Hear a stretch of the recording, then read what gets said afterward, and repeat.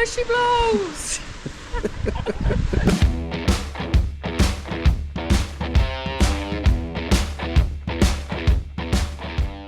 Hello. Good morning. We're here in Albany and it's day 2 for us. It's a little overcast and we're off to explore Albany's long and complex relationship with whaling. Now, Albany's strategic location on the Great Southern Ocean made it an ideal base for whaling operations.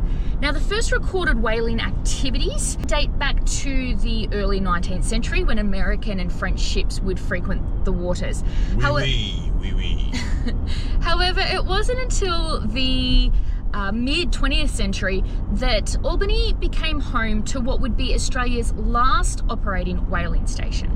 Now, Albany's Cheynes Beach whaling station began operations in 1952, and despite what the name might suggest, it was never actually based at Cheynes Beach. And for 2 decades, the whaling station was a major employer and economic driver of Albany. The station hunted mostly sperm whales, but also took humpback and fin whales.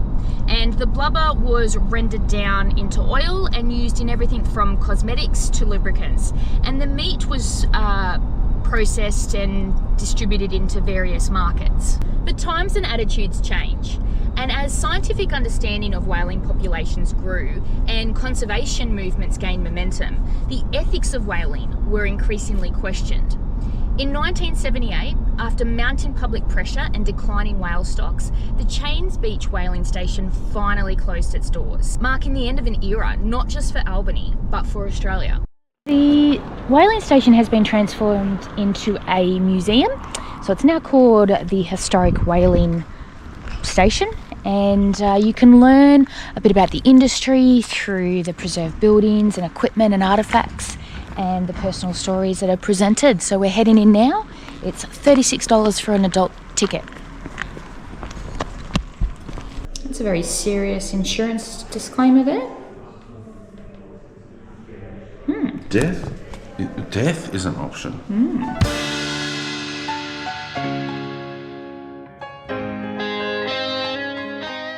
Interestingly, each of these tanks can hold the oil of between 80 and 100 whales.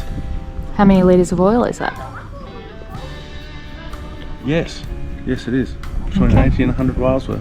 Alright.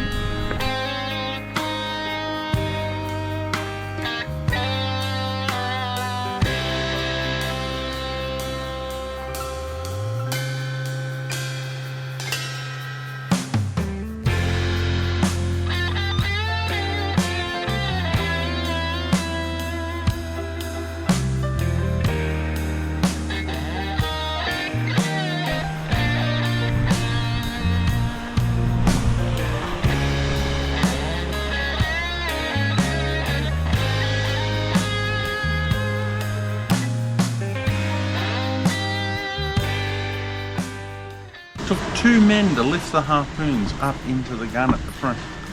Must weigh a bit.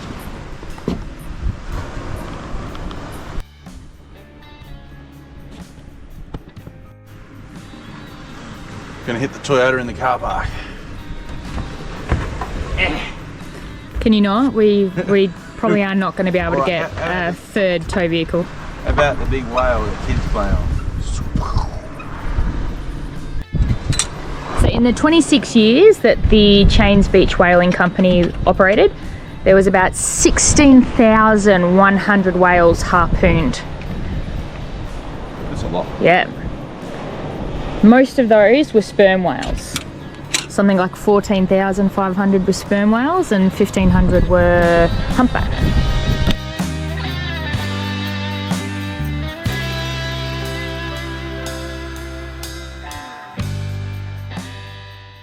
How you going there? It's a bit rickety.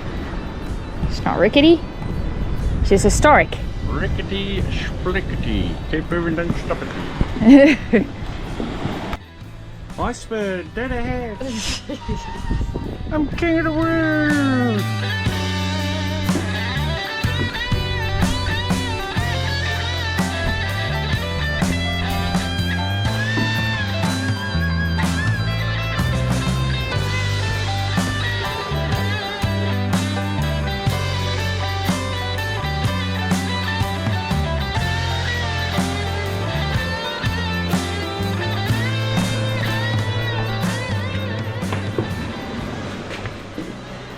physically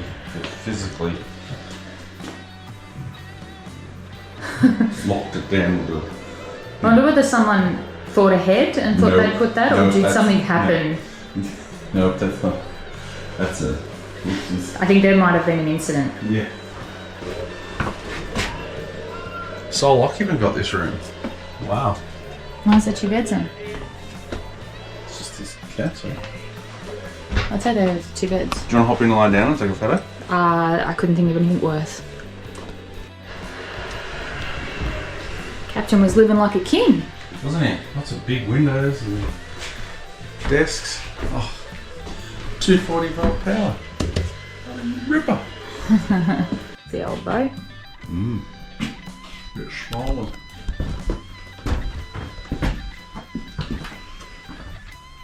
Deckhands.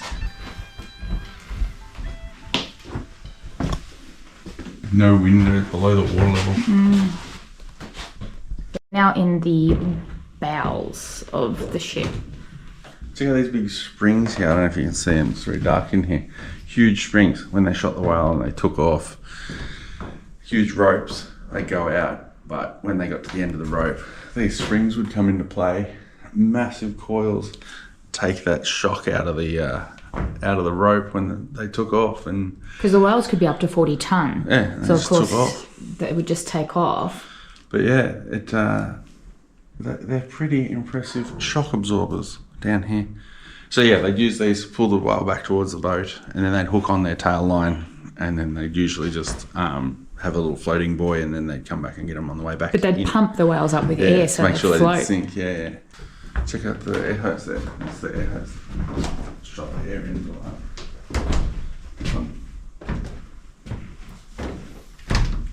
This is the air hose. Okay. The ropes go down to those big springs that Because the 3 ships and 1 aircraft.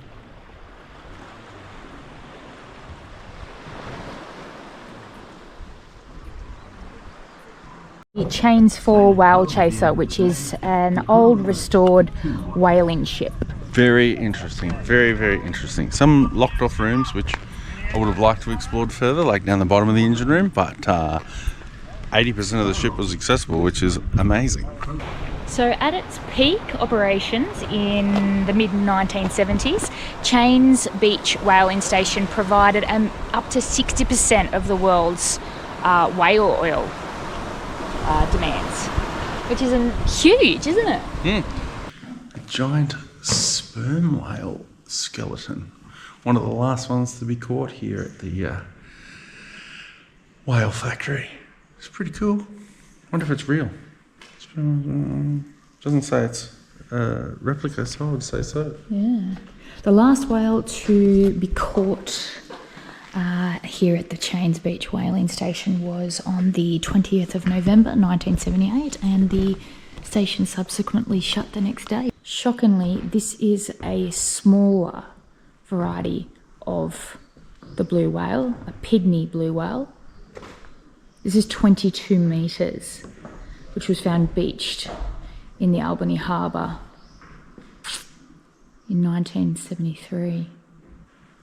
Is a humpback whale. It's 9.5 metres long.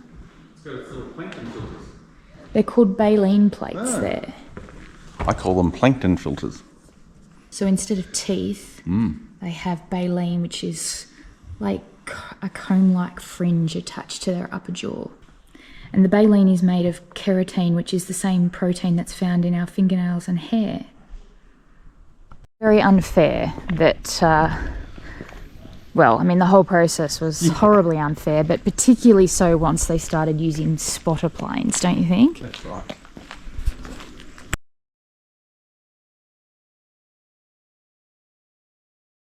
So this is the real plane, or a real plane, that was used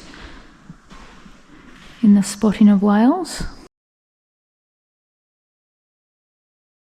Here a little over 2 hours at the whaling station. Absolutely amazing. The best thing I reckon I've seen thus far on the entire tour. The walk and talk by one of the local ex-whalers was phenomenal, telling us exactly what he did here and how they did it with so much detail, because he was here when they were operating the plant. So yeah, he basically talked us through the whole process from how they pulled the whales out of the water once the whale chasers had dropped off the whale bodies, and took us through the flensing deck, which was where they took the blubber off the whale, through to the cutting deck, and then all the processing of the whale, which was phenomenal. That took that was about half an hour, which was well worth it. Included in your ticket price. They run them at 11:30, these audio experiences, and again at 1:30. And this is what the water used to look like during processing, hence why it was full of sharks. So just a nice little school trip. Go down and watch the... See this guy? He jumped in there. I don't know what's going on there. It's terrifying.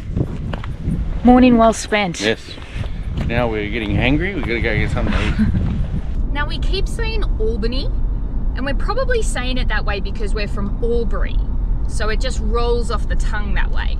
But apparently it's Albany. Ow. Like your brother. Ow.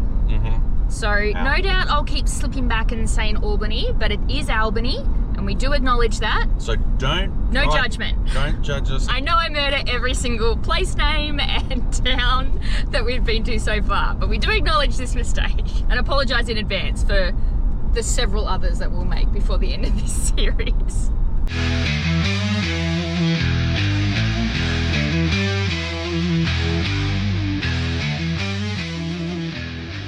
Emu Point Lager from the Dunes Brewing Co, which is on Emu Point in Albany. Bottoms up. Ben, how did we end up at another brewery? Would you believe it? We went to go fishing, and it's about 375 km/h winds out there. So again, I threw a lure out and it just kept going, didn't stop. So the wind took off. I thought, well, may as well cut my line, cut my losses. We packed the fishing rod up and we come back down here, and here we are having a bit. It just immediately went left.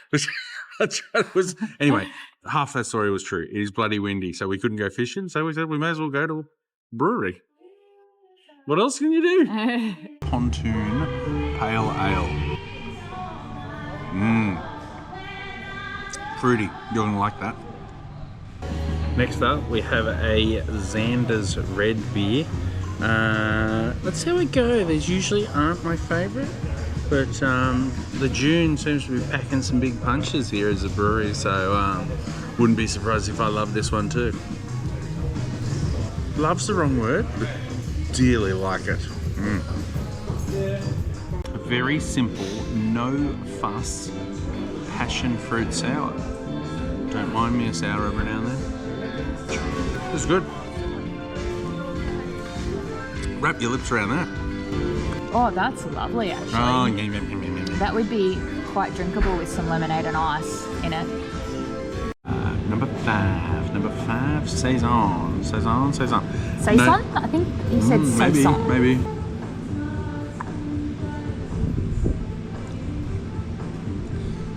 It tastes like medicine. I don't know if that's a good thing or not. What kind of medicine? Like children's Panadol medicine? No. Have a suck on that. I don't think I want to. Have a go. It's not my jam. No, I don't know if I do or I don't like it. It's an interesting one. What a conundrum to have. It's not my jam in the sense that it's beer.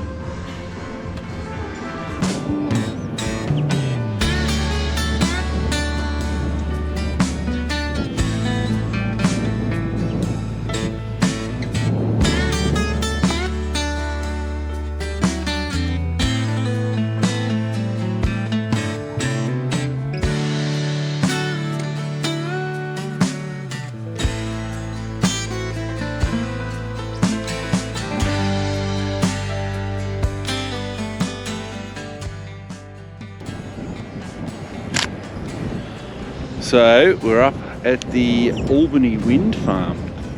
The latest turbines were installed in 2011, total of 18, generating 35 megawatts per year. pretty sure it was megawatts, very sure it was megawatts actually. So what they do is they can produce enough electricity to cover 80% of what Albany needs per year. So that's a lot of electricity. The planning for these started in 1988 odd. So it took them about just over 20 years to get the first ones installed, and then another 10 years to install them all. Very impressive stuff.